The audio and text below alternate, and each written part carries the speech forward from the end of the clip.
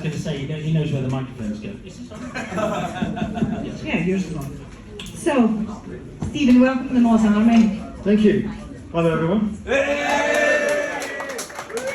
Sorry, we just have a little freak out for a minute. Stephen, straight in.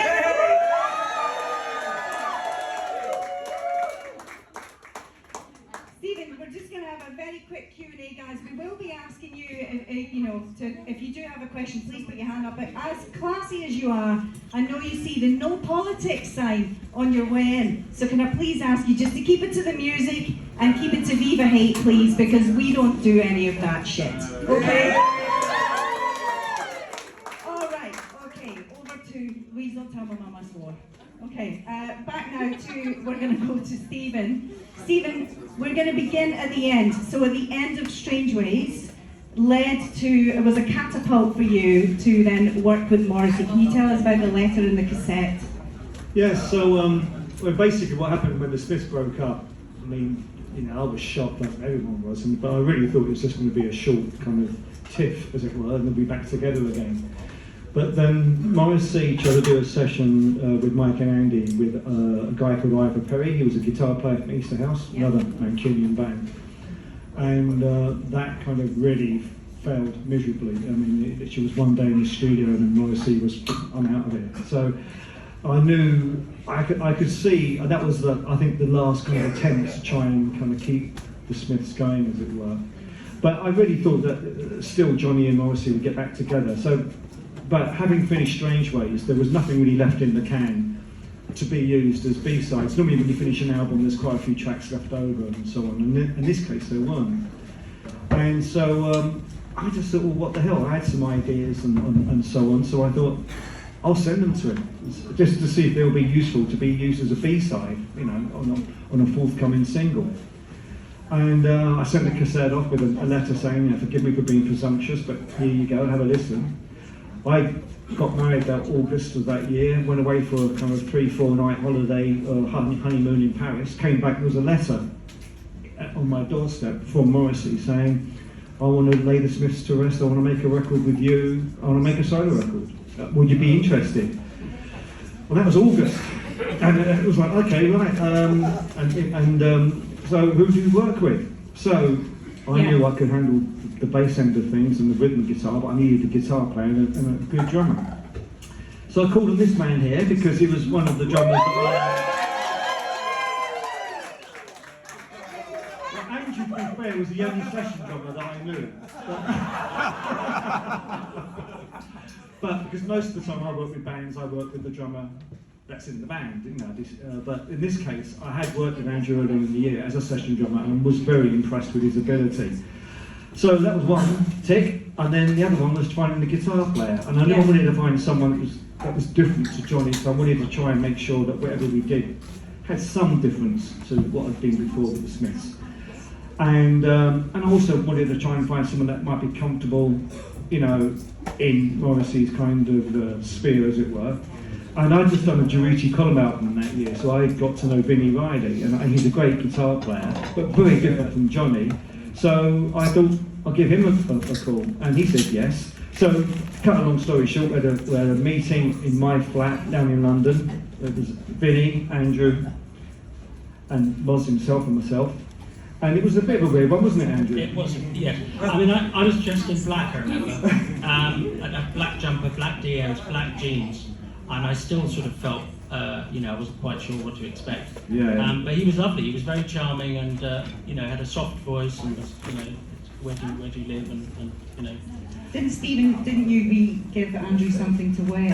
No, I didn't. No, that was later. That was because I had this ridiculous jumper at the time, which was all purpose. It's now become quite notable. Probably should put it on eBay and sell it for thousands of pounds. But it was no way to go out and celebrate the release of an album. So anyway, after this little meeting we had in London, it was like, okay, let's give it a go. So we literally booked 2 weeks in the studio, the Wall, which is where we'd recorded Strangeways. And we went in and we did the session, and in that first session when we recorded Suede Head, Every Day's Like Sunday, and some other tracks for the album. And I just felt we're making a good start here. And then we took took a break, and I went back and wrote more material, and then we came back in again early November, and we worked through to Christmas, and Viva Hate was done and dusted. So when you consider it wasn't even kind of started at all, just a kind of a German idea in August. I mean, actually by Christmas of the same year it was done. It's quite something. Yeah, amazing. Was it partially down to the nature of Morrissey's vocal takes? Yeah, I mean, the thing is about Morrissey, this is the same thing as throughout all the recordings I've done with him, whether it be the Smiths or Morrissey. He vibes himself up to the point, and he kind of goes in and he performs. So you're not going to get more than about 4 or 5 takes, you know what I mean? He's peaked and he's kind of getting bored of it already. So you've got to be kind of quick, But that's good, that's great. And the thing was, he always gave you the ammunition to work with. I mean, he would. Sometimes, he'd kind of do 3, he'd go, can I stop now? And I'm going, why 1 more or 2 more? I'd make up there was something wrong with the first take because of me, not getting the jack in the hatch bay or whatever. And I'd try and kind of get another take or 2 if I could, but then and then I would compile the best of the vocal takes. But you always were given so much great stuff to work with. I mean, he was brilliant. He was great. Yeah. Andrew, were you surprised by some of when you went into drum and you could hear? You've talked about in the past about that voice in your headphones and drumming. Were you ever surprised with where his melody would land? Yeah, because it's very strange when you have just the chord sequences. You sort of have some idea of where you think a chorus might land and where a verse is, but you haven't got a guide vocal to work from. You haven't got any lyrics to kind of bring to the imagination. So you just start to play around those shapes, and very often the chorus would be where the verse was, and the verse would be where the chorus was, and there'd be sort of mixture of all those things. I mean, sometimes the guys, the musicians I was working with, wouldn't have any idea. There was a couple where I could say, look, listen to the demo, because we had done a demo at home, but sometimes there was nothing at all, so we'd be second guessing, Really but then that would give the opportunity to put stuff in, like that song that you played actually, Lifeguard on Duty. I don't think that the vocals weren't down when I did the drum track. No, but we knew we wanted some kind of slightly kind of frantic outro on it, all those lovely fills at the end of the section. That's Hairdresser on Fire. No, I meant Lifeguard on Duty. Oh, sorry. Sorry, too many songs. Too many. No, but actually, those little things, you suddenly realise that then Morrissey picks up on them, even if he wasn't actually putting lyrics around them. That happened with Bengali and Platforms as well.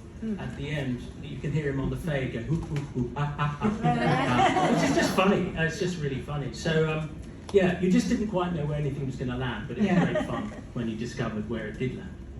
Stephen, the co-writes that happened, there was a little mix-up afterwards, wasn't there, in terms of who was getting credit for what was written on Viva Hate? Yeah, I've got no doubt about the fact that I co-wrote the songs with Morrissey. I mean, I've got the letters from him, thanking me for, sending him the tapes and so on in the first place.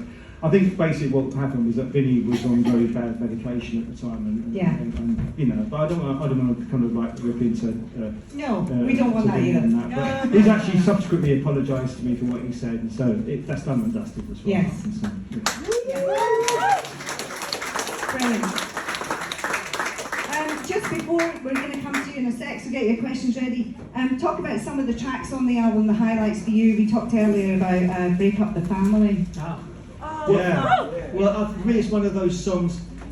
There's a little story on this one. Basically, I knew when I was working towards, compiling ideas for Morrissey. The things about when you send an idea, or at least as far as I did anyway, an idea to Morrissey, you couldn't just send a chord sequence on the tape and send it to him. You had to kind of frame it within a certain, rhythm and an idea, whether it's going to be a glam rock track or a slow track or mellow thing or something where you really want to kind of, just be. How can I put it? You've got to kind of give him something that inspires him to want to work on it. Position. So and so anyway, so I've done that on a few different tracks that I sent him. And there's this one song, and this song, the rhythm of it, actually, believe it or not, was inspired by All Night Long by Lionel Richie.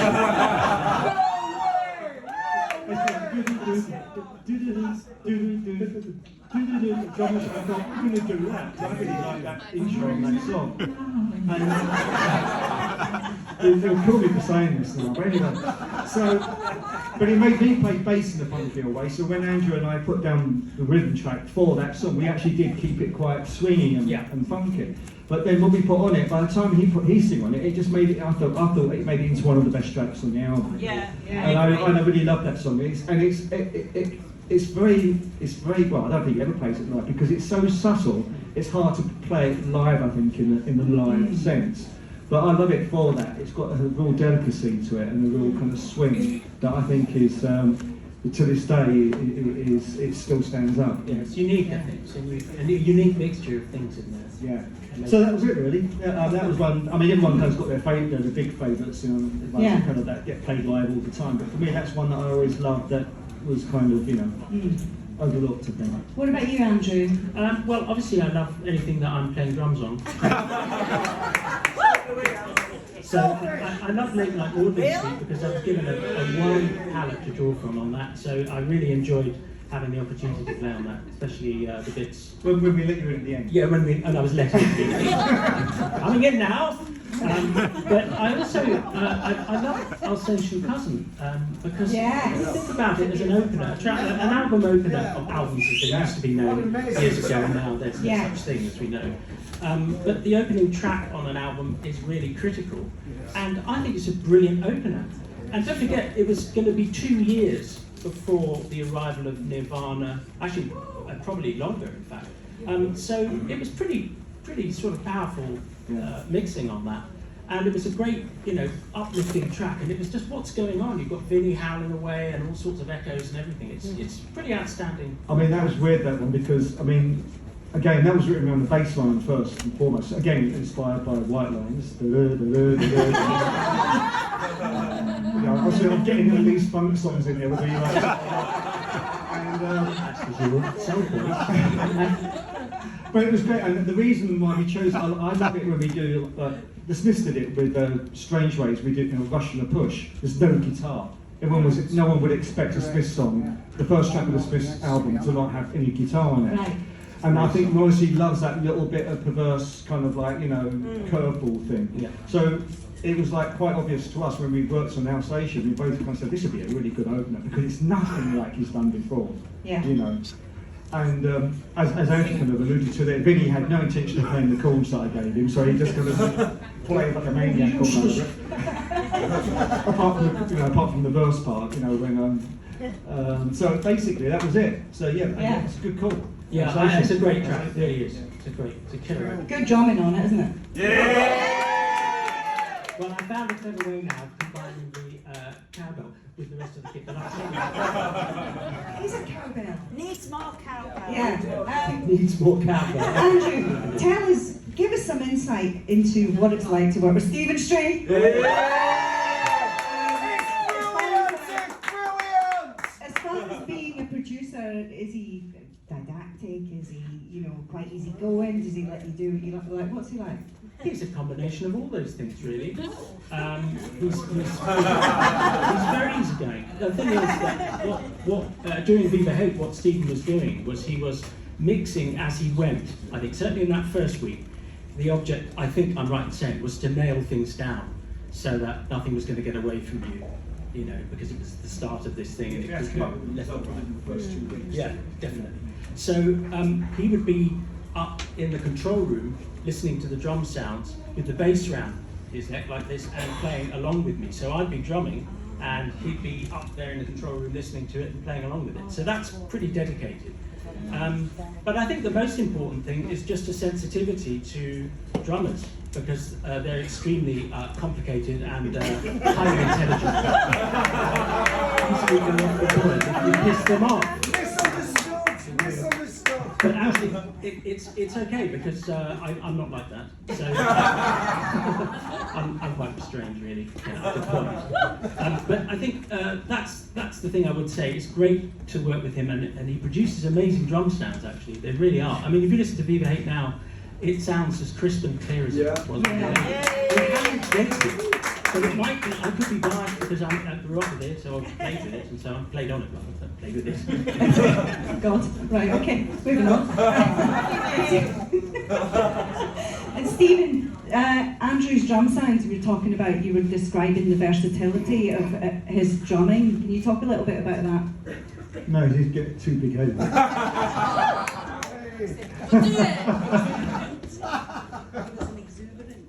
No, I mean, I'm joking. I mean, it's great. The thing was, is that I knew that I could throw any kind of required genre or style at Andrew, and he would find something that was tasteful that would work on it straight away. Bossa Nova, big band jazz. Yeah. No, it was good. I mean, and I needed that because there was enough stress on me already as it is. I mean, can you imagine kind of trying to step in? So, put it this way: if I'd done Viva Hate and it flopped, and Morrissey's career completely kind of failed, I'd be public enemy #1. You know what I mean? Yeah. Because the Smiths was so revered. You know what I mean? I mean, they were so revered that if we messed up, it would be plugins there that we've got going for it. So yeah, I think I mean, you'd give me stuff to work on, like you did with demo, and I'd go away and work on a way of playing it, and then come back to you. So there was very little time lag. yeah, we didn't have a lot of time. Put it that way. Right. Just going back to Morrissey then, and Morrissey these days, have you been to see him live? What do you think of him now? I haven't seen him live for a very, very long time, so I can't really comment. Yeah, I mean, you know, I haven't, you know, I mean, the thing is that I was so in that world and I was so wrapped up in it that it wasn't, when it all kind of went a little bit pear-shaped, it wasn't really healthy for me to kind of stay in that world thinking about it all the time. So I was off when I was working, you know, with Blur and Cranberries and stuff and doing other things. I had to move on, you know what I mean? And that's what I did. So, you know, I mean, you know, I'm always internally grateful for, you know, the break that both Johnny and Morrissey gave me. First of all, let me work with them, you know, the Smiths. And then it was a springboard that I had to take and then carry on with, you know? Absolutely. Just to be clear in terms of what you're saying, you've never played live Viva Hate since you worked on it, and when you worked on it, you never played it in the same room. Well, no, I mean, sometimes I would kind of like, I was showing Andrew the track for the first time, I might be in front of him doing, you know, playing bass, but then I'd go upstairs and as Andrew said, you know, I'd be, you know, busy doing the engineering side of things as well. So it was rare that we played the song from beginning to end right together like we've actually achieved this week. I mean, it was really something for me to be, it was quite emotional, you know, like we did our first little kind of thing together on Wednesday at the Dublin Castle. And it really just hit me, like the fact that we actually are playing these songs live for the first time since we recorded them in that Truly,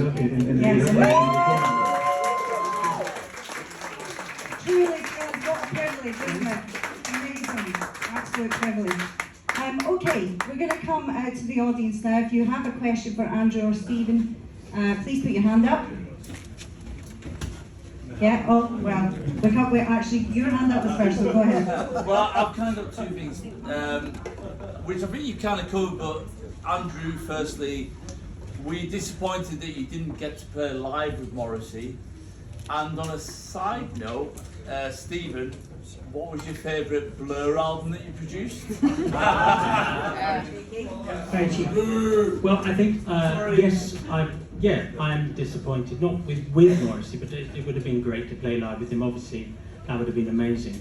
Actually, for me, when I saw him at Wembley Arena with the band that would form the nucleus of Your Arsenal, I realised that actually, for the previous 4 years, I'd been drumming for a caged animal. Because it was like, he was in the studio and he was like, and suddenly you saw him on stage and the thing just came alive for me. And of course they were playing songs that I drummed on and I thought, this is amazing. I wish I was up there, but it wasn't to be. And sometimes things just aren't to be and there's nothing you can do about it, you know. I wanted to be a Catholic priest, but that never worked. Never too late, never too late. But you did write an incredible track that fooled a lot of people. Yeah, this is a very interesting story. Basically, I was working at the time at Radio 1, the nation's favourite. We were doing a breakfast show, and I was doing various comedy routines as I did back in the day, and we'd been trailing the fact that the new Morrissey single was going to be played, which was The More You Ignore Me, I think. And I went away and recorded a special track, and I got the presenter Kevin to say, and now it's time to hear Morrissey's new record. And instead of putting up The More You Ignore Me, we put up Inject Yourself, which was the song I wrote, which is about the singer's kind of loves the fact that someone is high on something and really can't bear them coming down from it or being off it. So the injunction is just inject yourself. Just and anyway, it managed to fool Dutch radio, who heard it going out on Radio 1 and recorded it live. And then put it out as a little sort of thing, you know. Hello, Morrissey. So that's a bit fast, I'm sorry.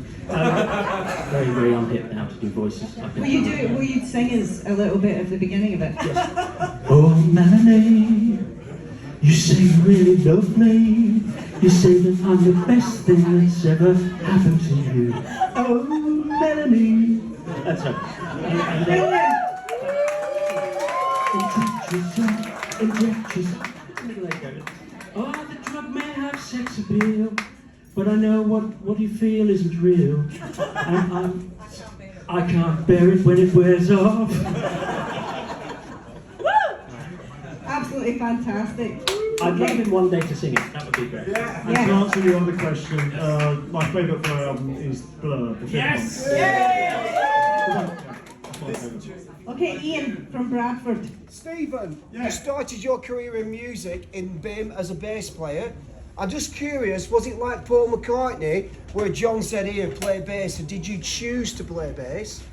Good question. Yeah, I think because I grew up in the 70s and there was, all those kind of great kind of funk records and things in the 70s had fantastic bass lines on them, you know, and then all the interesting post-punk stuff, you know, that came out after the initial rush that you had with the Clash and the Pistols. Then you had all that really good post-punk stuff, and for me, those tracks were always around great bass lines. Yeah, great. So I just wanted to kind of like, bass was the one for me. Yeah. So And one other little bit.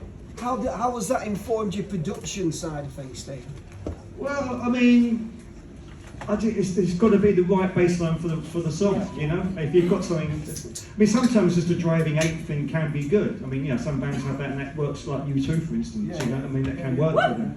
But other bands need something where, I always say to a bass player, the gaps are important as the notes are, you know, and that's important. Yeah. And Stephen, can you tell us, are you guys working together, or were you just working together, or what's the situation with Bradford? Well, yeah, well, we're working on some sort of like it's either going to be an EP or a mini album. yeah. You know, as you know, we did an album 2 years ago. Yeah. And we're just working on new material and collecting it together and seeing what comes out with it. And you're playing bass on that and producing it? Yeah. Yeah, incredible. Brilliant. Go and look out for that. Okay, at the back there, young man with the beard. Yeah. In 2011, and I've read that Viva Hate was going to be reissued as a sort of big deluxe thing, like 2 CDs to DVD. I know that you worked on it as well. I just wondered, what happened with that, and how was it when you revisited those tracks? Yeah, so to cut a long story short, what happened there, I actually had, for the first time in years, a chance meeting with Morrissey, and he said he was thinking about re-signing to EMI, and the first thing they were going to do was a reissue with Viva Hate.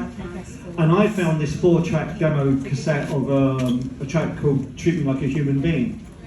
And I said, look, I found this tape, and it's literally a 4-track recording, but I reckon it's pretty good, and we could put that on as an extra track. He said, that's a great idea. So I went off and mastered the record. We remastered everything as it was, and I put that one as an extra track at the end, like, you know, a bit of a gap, and then that track. And then he went off and mastered the album again with a quicker fade at the end of Ouija Board, took Ordinary Boys off, put this demo on in its place, and I was really upset about it. And subsequently he had then fallen out with EMI, so wasn't going to do any promotion for this reissue. So a few journalists asked me my opinion on the reissue, and I said, well, I think it's wrong. I think what he's done is, chopping off the front and end of Late Night Malding Street for me was really, really poor. And I did not agree with taking off Ordinary Boys, which was a proper studio production, and putting on a 4-track cassette, demo thing instead. So I said so, and because I said so, and he didn't like what I said, incommunicado again. So that's been the case ever since. There's a lady out there going like this. So that's it. Anyway, there. So it's not how I wanted it. Put it that way. Would you work with him again now if he came calling? Either of you? Would you work with him again, Morrissey? He said sorry. No, I don't know. I don't. Who knows? Who knows? Okay, watch this space. I'd drop everything, except my trousers, obviously. I mean, you've got to draw the line somewhere.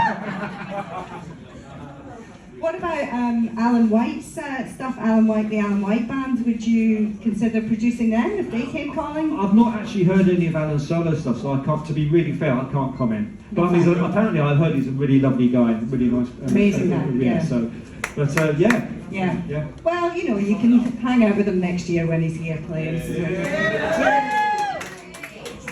Excellent. Okay, one more question over here. Thanks so much for putting this on. I'm from Norway and it's my first time here. Andrew, I love your humor. You make me laugh so many times. But this question is from Steven. And it's about the track Stop Me If You Think That You've Heard This One Before. I work as a home nurse in Norway, and sometimes when I work in palliative care, that is my go-to track when I just need to, it has nothing to do with palliative care, but I just need to return to humanity or something, or just like reset. So any story about that track I would love to hear. Not really, only in the sense that when we were doing that album, I knew it was a key track. I mean, it was very powerful straight away, those big kind of opening chords, It lifts you. And the Smiths were, when they were on top of their game, they were a force to be contended with, and we really were. There was something really, really special. I kept myself extremely lucky to have been associated with them. I mean, like, as I said, I really did think that, and I hoped, I guess is the key word here as well, that they were going to get back together again. But we all know that didn't happen, and Morrissey has gone on and had a very successful solo career. So, I mean, it's not as if everything came to a grinding halt, but, I'm just sad the way it ended as well. Right. With the court case and everything, it's not a nice way to end it all, But I mean, that was a great song and a good call, It was, and I just knew that was a key track when we were working on it. I got a lot of fun working on that one. What is your name? What's your name? My name is Anita. Okay, so 3 cuddles from these two. I think definitely. Thanks so much. Well, before we finish off, we've got a little treat for you. Well, we've got a couple of little treats for you. Billy, are you ready? Yeah? So we want you to listen to a little cross section of the music you made together.